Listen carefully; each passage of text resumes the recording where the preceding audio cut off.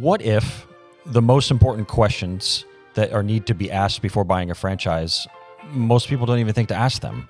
What are some of those questions? We're going to dive into that today. Okay.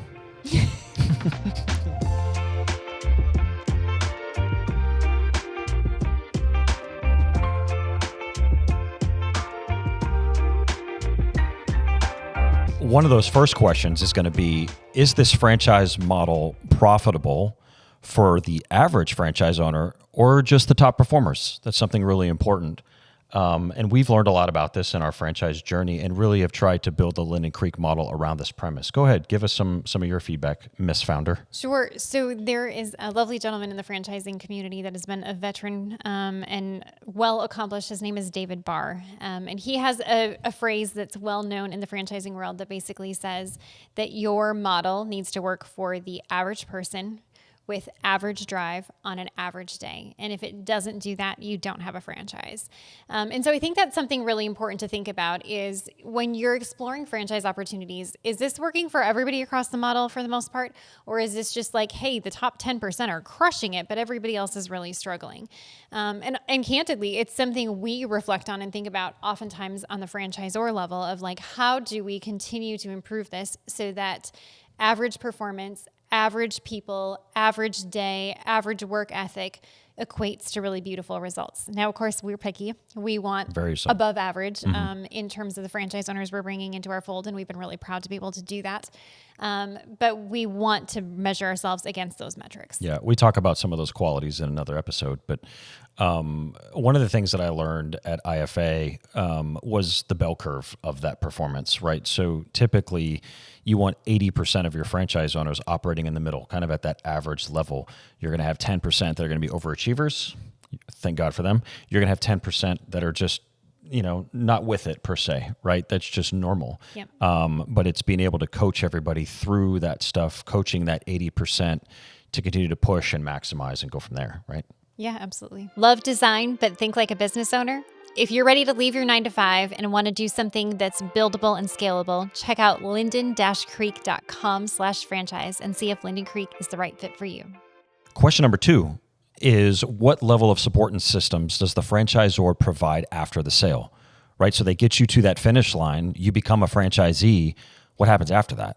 And I think one of the things that you and we say this all the time, we love to obsess over the fact that our franchise owners are not going to be able to look at us as the franchisor and say, you never gave me the tools to be successful, or you didn't do your due diligence to kind of think through this process in a lot of ways. We owe it to them, right? To continue to make things more efficient, again, to take the model and make it best for the average person on the average day. Well, and I think support is a really big thing. When I started franchising, I did so much research and talked to as many people as possible. And I still continue that method. Like anytime I meet somebody that is a franchisor or franchisee, I ask them 17 questions because I want to know their perspective. I want to know what they like, what they dislike, what worked, what didn't work, and learn from that. But one of the things I've learned over these conversations is there are some franchise models out there where they're like, congratulations, you've signed on the dotted line. Here's the operations manual. Have a nice day. And for me, when I built Linden Creek, the most important thing was we need community and support. And so sometimes I feel like we're probably a little bit overkill in the most beautiful of ways, but like I want them to have bi-weekly calls. I want them to be able to have access on Fridays to have group mastermind conversations with others that are in that same season of their business so that they can brainstorm and have ideas. And if they don't attend, that's totally fine. Go crush it. But at least we're there as a resource. I want there to be a lot of training resources. I want there to be these options so that they have what they need at their fingertips and they're not doing this alone. And I think that's the secret to franchising is, yes, it's a business model that works, but beyond that, it is a support system that is giving you just as much knowledge and education around the technical side of the business model as it does, honestly, emotional support. Like, I can't tell you how many times you and I have been in scenarios where, like, we'll send an email to a franchise owner, we'll jump on a call with one, we'll text them because they're just having a tough day. Yep. And they need the words of affirmation. They need the encouragement. They need the celebration when they've hit a really massive win.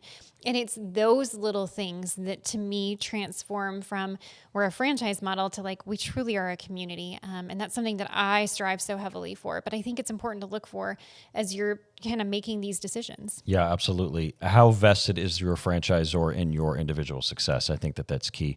I tell them bluntly, Like we have to report your numbers on an annual basis, right? So I am just as vested in your success as you are in your personal success. You've made a large investment, right? You've made a big decision to partner with Linden Creek for, at least with us, it's a 10-year deal, right? So it's a marriage in a lot of sorts. We want to make sure that it's an enjoyable marriage. We want to make sure that it's, not without its issues at times, but that we can navigate through that. We can communicate effectively, all those sorts of things. And I love, you kind of alluded to it too earlier, a moment ago, but at Linden Creek, they are on biweekly coaching calls, with our support team. They are on drop of the hat calls with our trainers. If they're in the middle of an install and they need some help, our team is available to address that. And I appreciate our team's sacrifice and willingness to be there. We have an entire marketing team that's devoted to all the visuals and everything they need to be kind of on the front lines for them in their individual territories. That's so key. I love being involved with them on a weekly basis, right? You mentioned that mastermind call and just talking. And I think there's some value in a territory in Texas hearing about one of our territory owners in New Jersey as an example. Maybe there's some correlation there. Maybe there's some encouragement from like, I've been down this road before. Go ahead and follow my steps to get some success. It helps with culture. We're huge on the corporate side here at Linden Creek about culture, but also within our franchise owners, and to have that camaraderie and that spirit. So training is key. Support is very key. Yeah. And I think as part of support, the other thing that's really important is I feel like as the CEO, it's my responsibility to push and to challenge my franchise owners in a beautiful way. There are a couple fundamentals. If we are doing the same exact thing that we're doing today in 10 years, our business will probably fail, right? Like every business needs to modify and pivot. You think about the Blockbusters out there, right? Blockbuster was the thing. It was crushing it. Netflix came along and they said, no, thank you. This is the way we're going to do it. We've always done it. And Blockbuster is no more. And so I think, it's a twofold charge of like my responsibility to see where is the world going next and how do we get there and how do we get there first and how do we get there successfully, but then also charging our franchise owners with the responsibility to kind of embrace those changes, be excited about pushing and growing themselves personally and professionally, getting outside of their comfort zone sometimes because that's where the growth really happens. Yeah. And that to me is support just as much as the training and the conversations. Yeah. And another thing we learned too at the IFA conference this year was, are you getting the buy-in from your franchise owners, and really getting their input in a lot of ways. And I think at Linden Creek, that's something we really strive to do, is really bring some of our best performers into the fold and say, hey, this is something that we're thinking about doing. Give us your 2 cents. What are we not seeing that's on the ground, right? And really kind of come to that resolution there. Ultimately, you as the CEO make the final call there. But I think it's really important just to sit them down, get their buy-in, and get their input. It helps with a rollout, right? Mm-hmm. I think that's key too. So just keeping them involved with all of that is important. Question number 3 is, does the business model fit my lifestyle, my dreams, my long-term goals, and so forth?